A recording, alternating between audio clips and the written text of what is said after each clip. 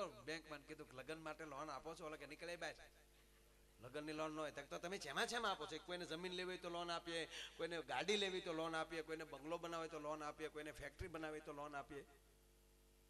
કે તો પછી લગ્નમાં લોન દેવામાં તમને શું વાંધો છે? બોલો કે હા ભાઈ, ગાડી તમે લોન ઉપર લઈ ગયા હો, ટાઈમે હપ્તા ન ભરે તો ગાડી બેંક ખેંચી જાય.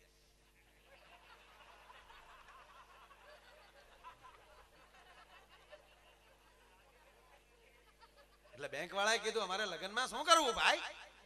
તો ઓલો બેઠો બેઠો કે છોકરા લઈ જાય છોકરા. એટલે તારા બાપા છોકરા પૂરવા બેંક બનાવી?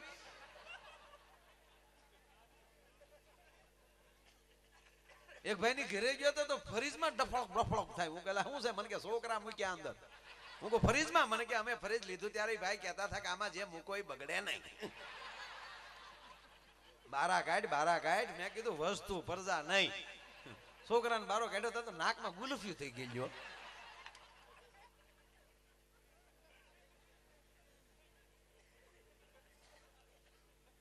સાહેબ સંતાનો ન બગડે એના માટે ફ્રીજ બન્યા છે.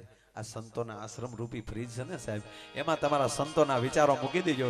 તમારા સંતાનોને સંતોના વિચાર સાથે તમે જોઈન્ટ કરી દેજો તો કોઈ દિવસ એમ કહેવાય કે એ સંતાનો નહીં બગડે. આટલી વારંવાર ભાઈ કહેતા હતા કે અમે તો લાકડી આપીએ છીએ પણ એ બુઢાપાની લાકડી એના સંતાનો બને, બનતા જ હોય.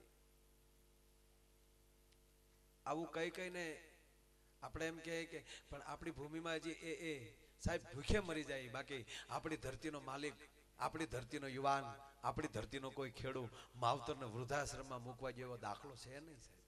ભૂખે મરી જાય. આપણે વૃદ્ધાશ્રમમાં તો કોણ મૂકવા જાય સાહેબ? આઈએસ ઓફિસર હોય ને એ વધારે મૂકવા. એકચ્યુઅલી કે હું મમ્મીને ફાવે નહીં ને. તને ન ફાવતું દીકરા, મમ્મી તો બેઠી બેઠી ડોઈ બદામ ખાય, જો આપતો.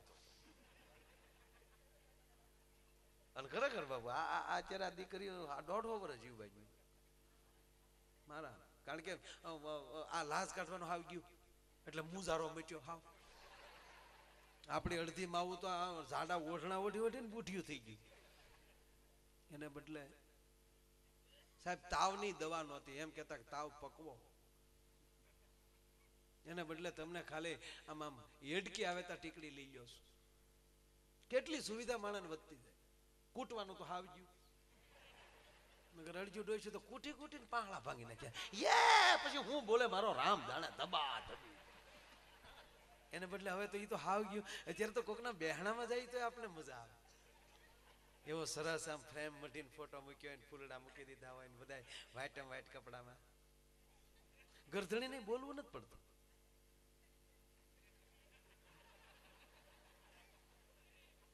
અને આવવા વાળા તે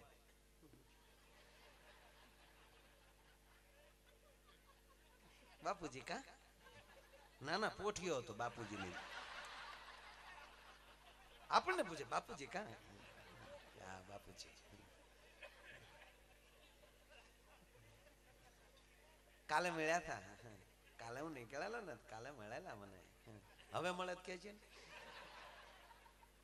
અને ઘણા ઘણા ઘણા તો વધારે હરખ ઉભો કરવા હાટું સમસ્યાને બાપુ બેઠા હોય. ન્યા બેઠા બેઠા કે હું ન માનું. આ બળે કોણ? તારો બાપ બળે હતો. તું ન માન તો ભેગો પડ. બીજું હું? હજી મારું મન નથી માનતું. પણ આ ભડકો છે ને મન નથી માનતું. આ હું ગામે ઉતાહણી પ્રગટાવ્યા.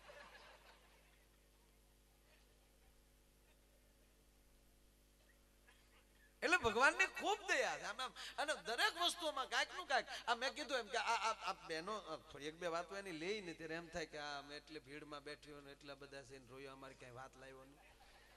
એટલે આપણે થોડીક વાતો એની લેશું. હા, હજી પ્રોગ્રામ ચાલુ થયો નથી, જે ઉપડતું જાય ધીરે ધીરે. ધીરજ રાખજો. હું તો આ કેમેરા વાળા હમ જોયા કરું, મને મજા આવે.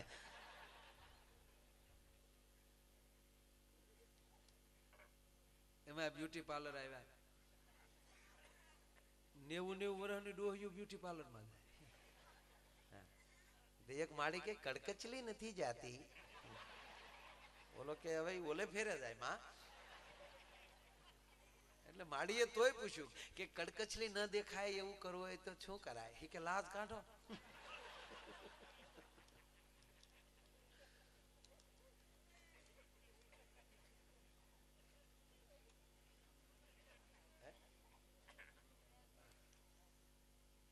હમણાં તો એક જગ્યાએ પ્રોગ્રામમાં ગયા, હવે તો દરેક વસ્તુ જો બાપુ અલગ અલગ દવાઓ આવી છે. દવા નો લેવી તો યોગા કરો. આ યોગા એ ત્યાં રામદેવજી મહારાજ હમણાં પોરબંદર મળ્યા હતા.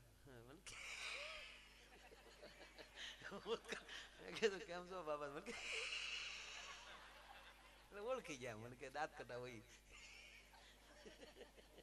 મેં કીધું તમે તમારી આંખ્યું હેરખ્યું નથી કરી કે બીજાને હું કામ? મેં કીધું વળ ખવડાવો. એની એક આંખ હેરખી ઉઘડતી નથી, બીજાને યોગે ચડાવ્યા. પણ સમય સારો છે, જે ધંધો કરો એ હાલે.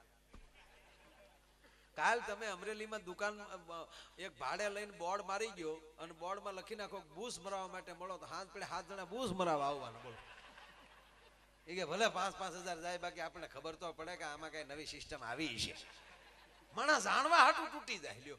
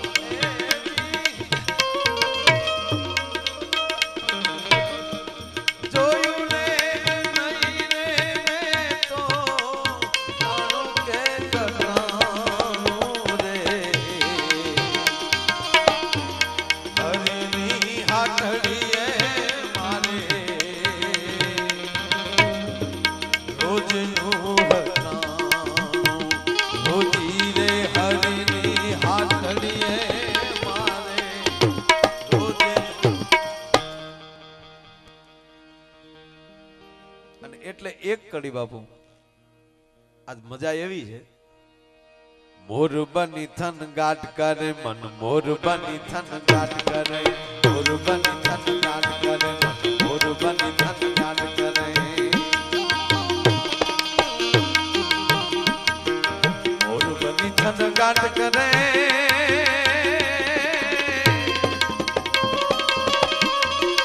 એ મારું મન, મોર બની થન ગાટ કરે મન, મોર બની થન ગાટ કરે મન, મોર બની થન ગાટ કરે.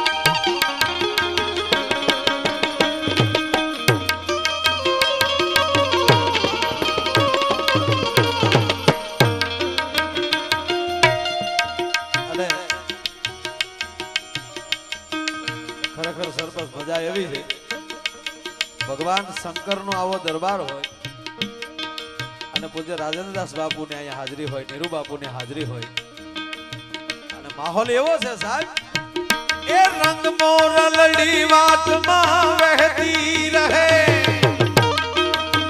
એ રસ ખેલાને ગાનમાં વહેતી રહે મોરલડી વાતમાં વહેતી રહે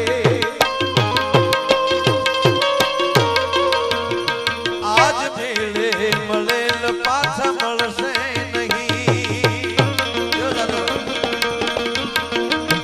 એ વહી જાતા આવેણ પાછા વળશે નહીં એને ઘડનારે સુરમાં જ બોલી